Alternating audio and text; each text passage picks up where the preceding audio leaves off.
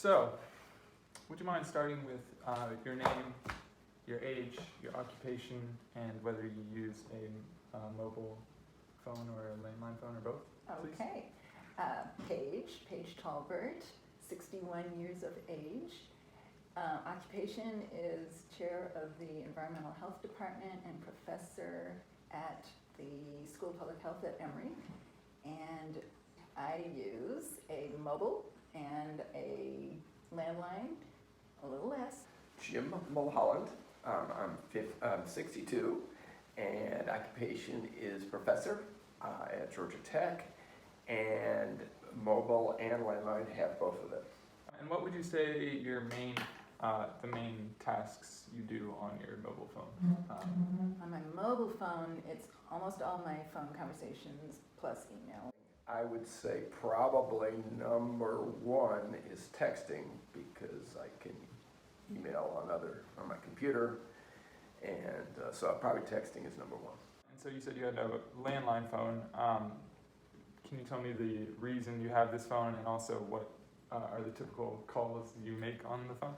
I don't use it very often. Sometimes I think the sound quality is better, so I use it when I'm talking to people who have hearing issues. I don't know why we have it, and I would love to get rid of it, but I would say it is very, very rare that I get anything but a junk call. Can you walk me through the process of calling a relative or a close relative that you have, like, their number saved in your phone? Well, this is a little bit funny because I'm sure this isn't what most people do, but I go to recent calls and I find a recent call from them because, it's not a huge group. So I often don't enter people's, so sometimes even close contacts, I don't enter their phone number. And then even my immediate family, like kids and husband, I don't actually have speed dial. For my immediate family, my sons, my wife, I have the just one button speed dial on the surface of the phone, but then for my parents and siblings, I don't remember their numbers, so I have to go to contacts. So you're basically saying you never identify people by their phone number, or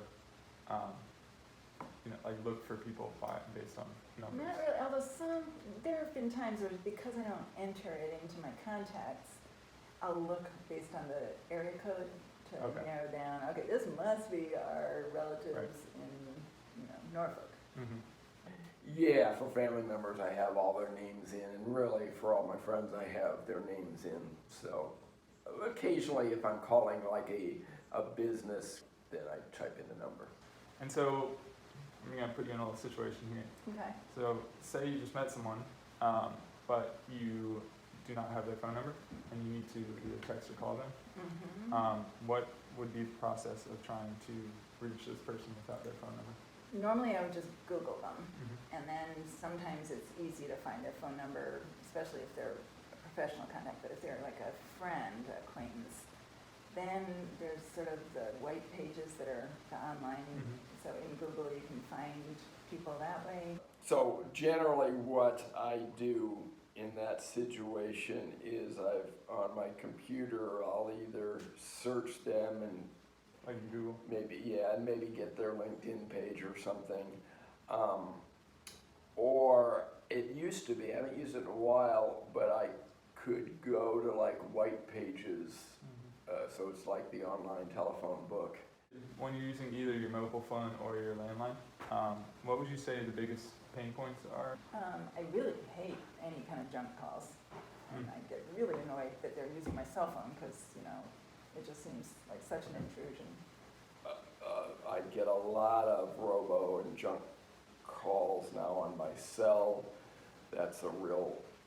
It just has gone up quite a bit, and so that's annoying. And then at work, when I'm in meetings, I always have to remember to turn off the notifications because it disrupts the meeting. What ballpark estimate percentage of phone calls would you say are calls you didn't want, either robocalls, sales calls, or anything like that? Phone calls on my cell phone. On your cell phone first. I would say maybe it's 1 in 10. Okay. And then on the landline. Landline, what I would you would say? say it's 9 out of 10. All right. Interesting. I still think it's important to have both. Okay.